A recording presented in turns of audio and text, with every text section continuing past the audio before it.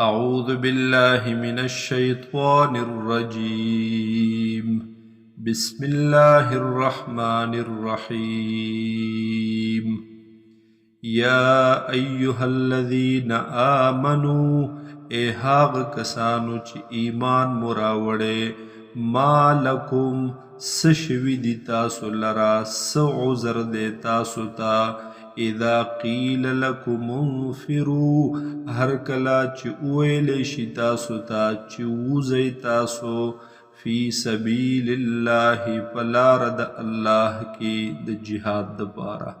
اذ ثاقلتم الى الارض نو تاسو دران شئی خکت شئی مایل شئی الى الارض ازمکی طرف تا ارضیتم بالحیات الدنیا آیا خوخوی تاسو جند دنیا لرا من الآخرت د اخرتنا پا بدل د اخرت کی فما متاع الحیات الدنیا پس ندے سامان د جوند دنیا فی الآخرت پا مقابل د اخرت کی الا قلیل مگر لگ شانتی حقیر الا تنفروا کچرت ونوت لیتاسو يعذبكم عذابا علیما نو عذاب بدر کی اللہ تعالی تاسو تا عذاب دردناک ويستبدل قوما او بدل کی براولی اللہ تعالی یو قوم لرا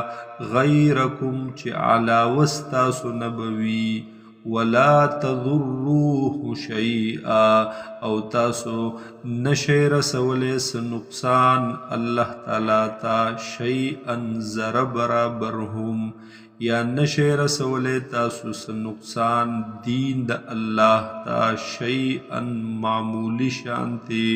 زر برابرهم واللہ علی کل شیء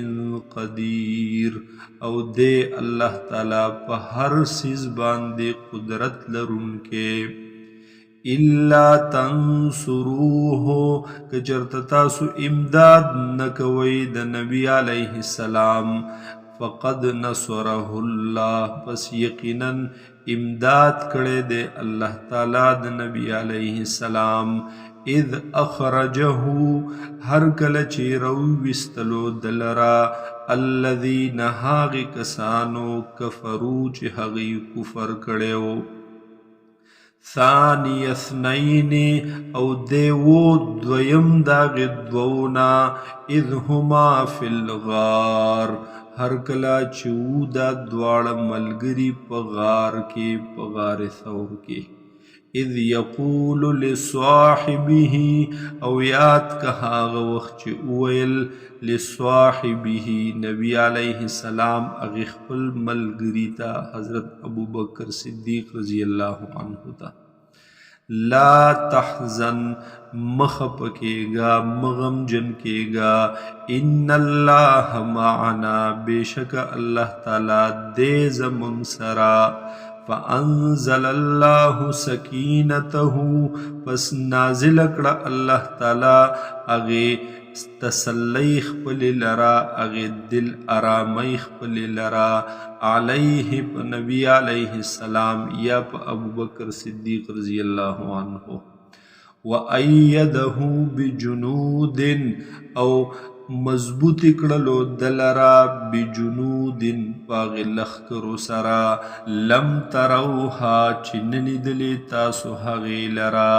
وجعل کلمت الذین کفروا السفلا او گرزولی دا اللہ تعالی کلمہ دا حاغ خلقو وینا دا حاغ خلقو مراتن الدین دے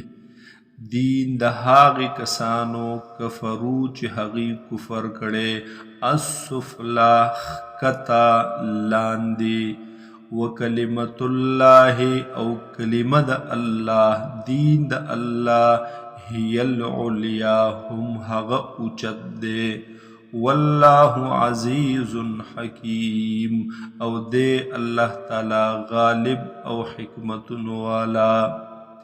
انفروا خفافا وثقالا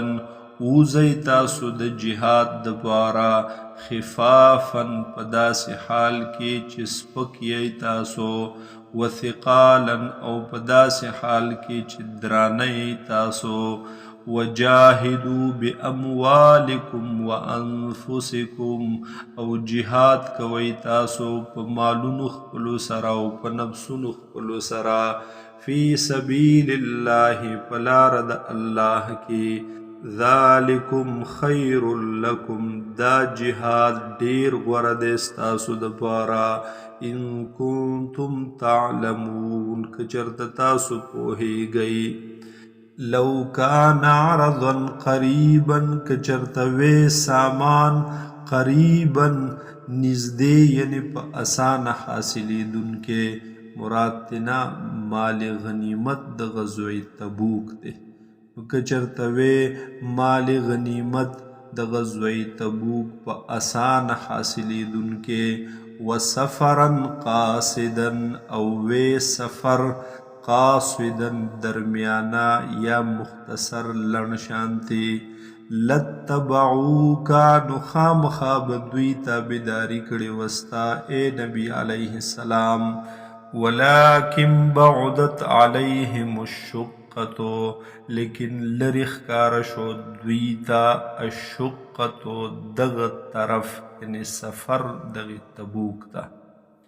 وسيحلفون بالله او زردا چې قسمونه بخوري دوی په نوم د الله باندې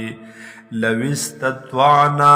که چېرته وس لرلې مونږه طاقت لرلې مونږه لخرجنا معکم نو خامخا به مونږ وتلي ستاسو سره یهلکون انفسهم تبا کوي هلاکوي دوی ځانونو خپلو لره والله یعلم او الله تعالی پیژني انهم لکاذبون چې بېشکه خامخا دي دوی دروغجن دروغ ویونکي